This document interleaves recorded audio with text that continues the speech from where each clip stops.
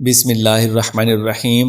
نہایت ہی محترم اور معزز مسلمان بھائیوں اور بہنوں، السلام علیکم ورحمۃ اللہ وبرکاتہ۔ کائنات کا سب سے وزنی وظیفہ کون سا ہے؟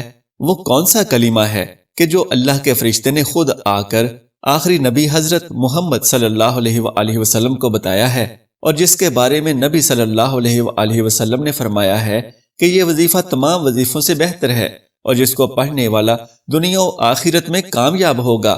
فرمان مصطفیٰ صلی اللہ تعالی علیہ وآلہ وسلم ہے، افضل الذکر لا الہ الا اللہ و افضل الدعاء الحمدللہ۔ سب سے افضل ذکر لا الہ الا اللہ اور سب سے بہترین دعا الحمدللہ ہے۔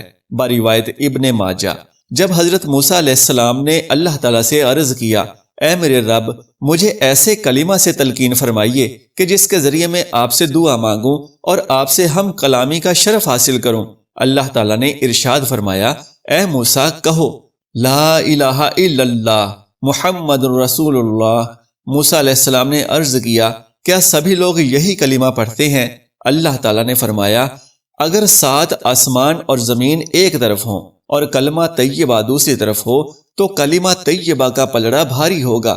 حضرت ابو ہریرہ رضی اللہ تعالی عنہ سے روایت ہے کہ آن حضرت صلی اللہ علیہ وآلہ وسلم سے میں نے سوال کیا، یا رسول اللہ صلی اللہ علیہ وآلہ وسلم، قیامت کے دن آپ کی شفاعت کا سب سے زیادہ حقدار کون ہوگا؟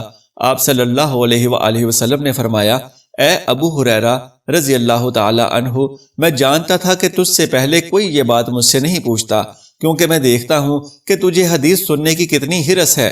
سب سے زیادہ میری شفاعت کا نصیب ہونا اس شخص کے لیے ہوگا جس نے اپنے دل سے خلوص کے ساتھ کلمہ طیبہ پڑھا ہوگا۔ حضرت اوس بن مالک رضی اللہ تعالی عنہ سے روایت ہے کہ رسول اللہ صلی اللہ علیہ وآلہ وسلم نے فرمایا، میرے رب کی جانب سے میرے پاس فرشتہ آیا، اس نے مجھے اللہ تعالیٰ کی طرف سے 2 باتوں میں سے ایک بات چن لینے کا اختیار دیا کہ یا تو میری آدھی امت جنت میں داخل ہو جائے یا پوری امت کے لیے شفاعت کا حق مجھے حاصل ہو جائے۔ میں نے شفاعت کو پسند کیا، شفاعت ان لوگوں کے لیے جو اس حال میں فوت ہوئے کہ اللہ تعالیٰ کے ساتھ کسی کو شریک نہ ٹھہراتے ہوں۔ حضرت عبداللہ بن عباس رضی اللہ تعالی عنہ سے روایت ہے کہ میں رسول کریم صلی اللہ علیہ وآلہ وسلم کے ساتھ سواری پر آپ کے پیچھے سوار تھا۔ آپ صلی اللہ علیہ وآلہ وسلم نے فرمایا، اے لڑکے، اللہ کے احکامات کی حفاظت کرو، اللہ تعالیٰ تمہاری حفاظت کرے گا۔ اللہ تعالیٰ کے حقوق کی حفاظت کرو تو اللہ تعالیٰ کو اپنے ساتھ پاؤ گے۔ جب تم سوال کا ارادہ کرو تو اللہ تعالیٰ سے سوال کرو، اگر مدد طلب کرنی ہو تو اللہ تعالیٰ سے مدد طلب کرو۔ یقین کرو کہ بالفرض تمام مخلوق اگر تمہیں فائدہ پہنچانے کے لیے جمع ہو جائیں، لیکن اللہ کو یہ بات منظور نہ ہو تو پوری مخلوق مل کر بھی تمہیں فائدہ نہ دے سکے گی، لیکن وہ جس نے کلمہ طیبہ پڑھا اور اس کے دل میں گیہوں برابر بھلائی ہو تو وہ ایک نہ ایک دن ضرور دوزخ سے نکلے گا۔ جس نے کلمہ طیبہ پڑھا اس کے دل میں ذرہ چیونٹی برابر بھلائی ہو تو وہ ایک نہ ایک دن ضرور دوزخ سے نکلے گا۔ آپ صلی اللہ علیہ وآلہ وسلم نے فرمایا، اسلام کی بنیاد 5 چیزوں پر ہے، اللہ تعالیٰ کے سوا کسی اور ذات کے معبود نہ ہونے اور محمد صلی اللہ علیہ وآلہ وسلم کے اللہ کے رسول ہونے کی گواہی دینا، نماز پڑھنا، زکوٰۃ دینا اور رمضان کے روزے رکھنا۔ اس حدیث کو امام بخاری نے روایت کیا ہے۔ آپ صلی اللہ علیہ وآلہ وسلم نے فرمایا، سب سے بہتر بات جو میں نے اور مجھ سے پہلے والے نبیوں نے کہی وہ یہ ہے کہ ایک اللہ کے سوا کوئی اور معبود برحق نہیں اور نہ ہی اللہ کا کوئی شریک ہے، ساری بڑائی اسی کے لیے ہے، وہ ہر چیز پر قدرت رکھتا ہے۔ معزز ناظرین کرام، کلمہ ایک نہایت طاقتور چیز ہے، اس کے سامنے کائنات بھی ایک ذرے کے برابر ہے۔ اللہ اللہ ہے اور کلمہ کلمہ ہے، بس میں اس کلمے کے کمالات کیا بتاؤں۔ حضرت عوف بن مالک اشجعی رضی اللہ تعالی عنہ سے روایت ہے کہ حضور نبی اکرم صلی اللہ علیہ وآلہ وسلم نے فرمایا، میرے رب کی طرف سے آنے والے جبرائیل فرشتے نے مجھے میری آدھی امت کے جنت میں داخل ہونے اور شفاعت کے درمیان اختیار دیا تو میں نے شفاعت کو اختیار کر لیا۔ ہم نے عرض کیا، ہم آپ کو اللہ اور صحابیت کا واسطہ دیتے ہیں کہ آپ ہمیں اپنی شفاعت کا ضرور حقدار بنائیں۔ آپ صلی اللہ علیہ وآلہ وسلم نے فرمایا، تم ان میں سے ہو۔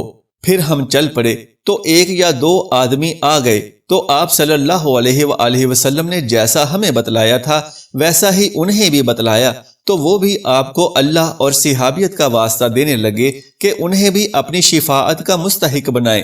پس آپ صلی اللہ علیہ وآلہ وسلم نے فرمایا تم بھی ان میں سے ہو، یہاں تک کہ لوگوں کا ایک ہجوم آپ صلی اللہ علیہ وآلہ وسلم کے گرد ہو گیا اور وہ سبھی یہی کہنے لگے آپ ہمیں بھی اپنی شفاعت کا حقدار بنائیں۔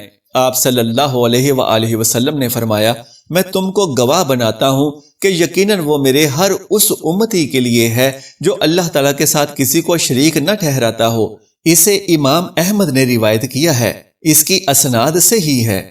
ناظرین، حضرت انس رضی اللہ تعالی عنہ سے روایت ہے کہ حضور نبی اکرم صلی اللہ علیہ وآلہ وسلم نے فرمایا میں جنت کا دروازہ کھٹکھٹاؤں گا تو سونے کا دروازہ کھول دیا جائے گا اور اس کا کنڈا چاندی کا ہے، سب سے بڑا نور اللہ تعالیٰ میرا استقبال فرمائے گا تو میں سجدے میں گر جاؤں گا، مجھے اللہ تعالیٰ کی تعریف و ثنا کرنے کے لیے ایسے کلمات القاء کیے جائیں گے جو اس نے مجھ سے پہلے کسی پر نہیں کیے۔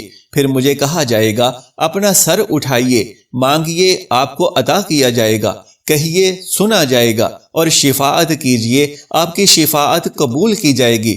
پس میں عرض کروں گا میری امت، کہا جائے گا جس کے دل میں جو کے برابر ایمان ہو اس کا آپ کو دوزخ سے نکالنے کا اختیار ہے۔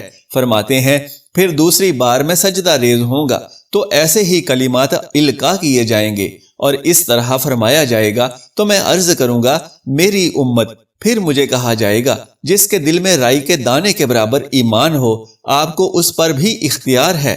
میں تیسری بار سجدہ ریز ہوں گا تو ایسے ہی فرمایا جائے گا تو میں سر اٹھا کر عرض کروں گا میری امت، پھر کہا جائے گا آپ کو اس پر بھی اختیار ہے جس نے اخلاص سے لا الہ الا اللہ کہا ہے۔ اسے امام ابو یعلا نے روایت کیا ہے۔